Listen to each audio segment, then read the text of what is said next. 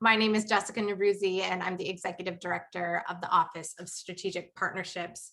Many of you have heard me say before that I think I have the coolest job in the universe because aside from having the opportunity to bring us all together every year with my team to celebrate this beautiful evening with you all, I also get to work with many of you year round to establish collaborations and partnerships that generate unique ways of supporting our students, innovative ways of closing opportunity gaps, and ultimately contributing to a thriving community. So thank you for being a part of that. So the reason that we asked you all to reflect on this past year in your breakout rooms was not only to think a little bit about the challenges and what we've learned from them, but more importantly, to remind us of the opportunity that lies before us. It has been a difficult year in many different ways. We've all experienced our challenges. I think about last year at this time, we were one of the first galas to pivot from an in-person event to a virtual event, and we were all trying to figure out, how do you do this? How do you party on a Zoom call? And how do we all gather around and make it fun? And how do we deal with Zoom fatigue? If you all remember, I had my technical issues. We were all learning how to manage those things that come up. We just started working from home and we were welcoming pets and kids into our meetings. We were figuring out how to care for ourselves and oftentimes care for other ones while being stuck at home. And we were coping with isolation and with loss. Emotions were high as we had just learned of the death of George Floyd, and still a year later, we are grieving his loss. And we were reminded how much work is left to ensure that we uplift, honor, and protect Black lives, and also Indigenous lives and all people of color. And now a year later, well, we're still here, we're still around our screens, but we're starting to feel a little bit more hope and wondering, what will the after times look like? And when will they officially arrive? As we all start getting our vaccinations, and hopefully we're all getting our vaccinations and making our summer plans, it can sometimes be easy to forget that these personal victories we're experiencing are just part of what will heal our entire community. Don't get me wrong, I'm very excited to go back to campus and see all my colleagues and go to lunch with my team at one of my favorite places, Fogon, for chicken tortilla soup. And I can't wait to continue going to gatherings and celebrating with my friends and family. But I don't want to go back to the same normal, especially if it looks anything like these past 4 years. And we don't have to return to normal. Like Leja said, this year, this evening can be our chance to push the reset button, to reimagine how each of us thinks, acts, and invests to create a more equitable normal. That's why I love my job and why I love working at Seattle Central, because I get to be in a campus that's unique, that's focused on racial equity, that centers the community when we are supporting students. And I get to see individual students come to campus every day, working to better their future despite the challenges they face, and a network of community members and partners who are helping to make their dreams possible. And as a community who believes in our students and who believes in the transformational power of education, now is the time for us to double down and work together to invest in change. And I can think of no better person to lead us through that change than our very own visionary president, Dr. Sheila Edwards Lange. So I'm going to ask Dr. Sheila to join me for a conversation where she shares her vision for the future and how we can all help in achieving equitable economic recovery. Sheila, you look great. Thank you for being here with us tonight. Oh, thank you, Jessica, for your leadership, and for the OSP team. You all have done an amazing job tonight and every day. Thank you. So Sheila, I want to kick us off. Can you tell me a little bit from your perspective, how has this last year been for Seattle Central? What are some of the challenges we experienced as a campus, and what are some of maybe the accomplishments? Well, as you said, it has been an incredibly difficult year. We've had to adapt to COVID, going almost on a dime to remote operations. We've had all of the restrictions in our personal lives, and then this economy that has really downturned. And then, as you said, last summer, the murder of George Floyd and the racial reckoning.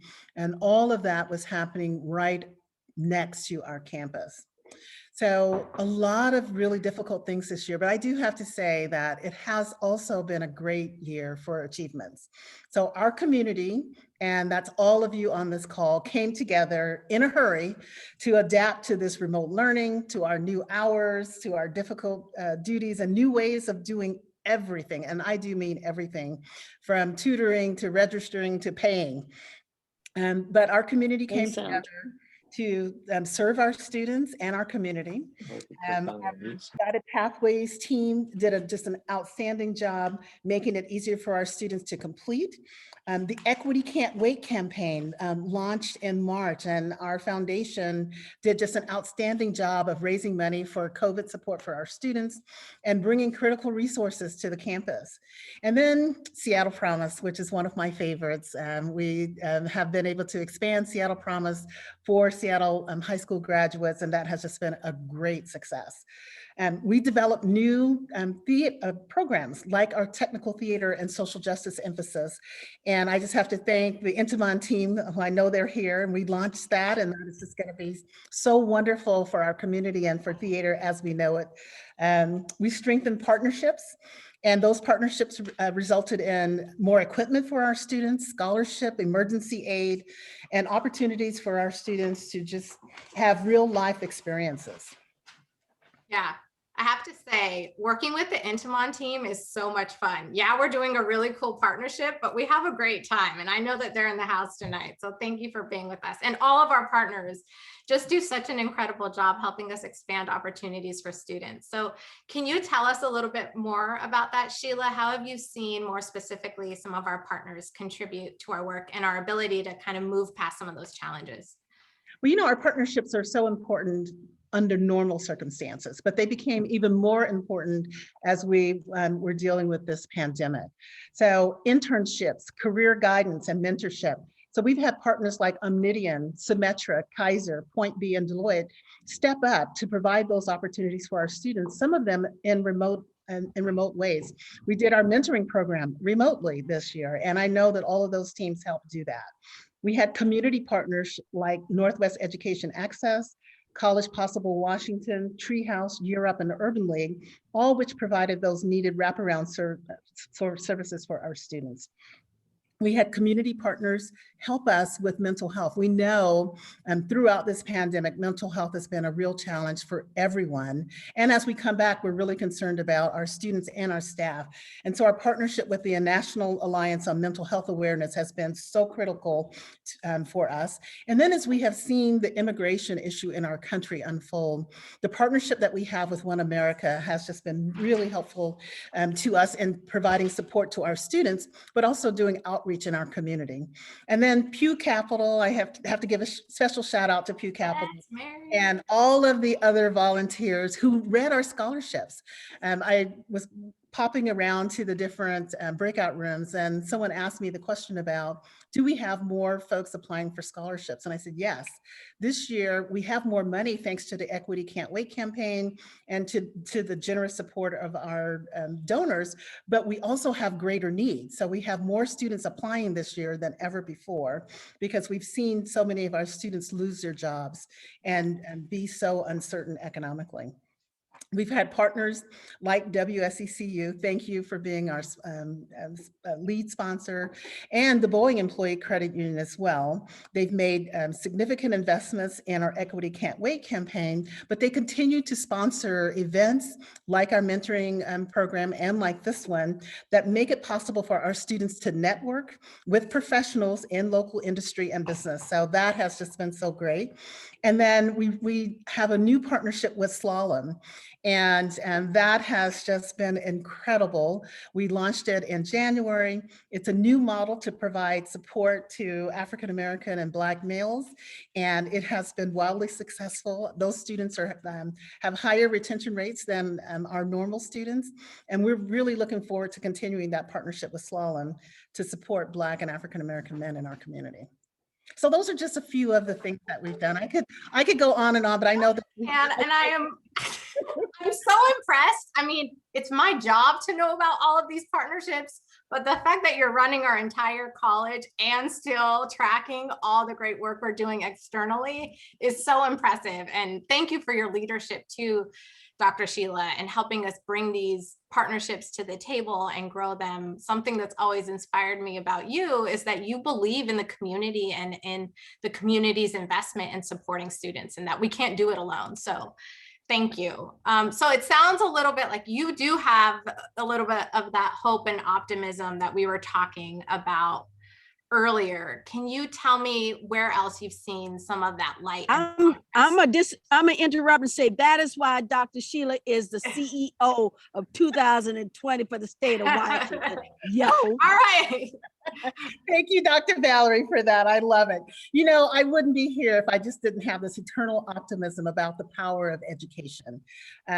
We have seen this past year hope out of tragedy, community out of isolation, and justice out of brutality. A lot more work to be done.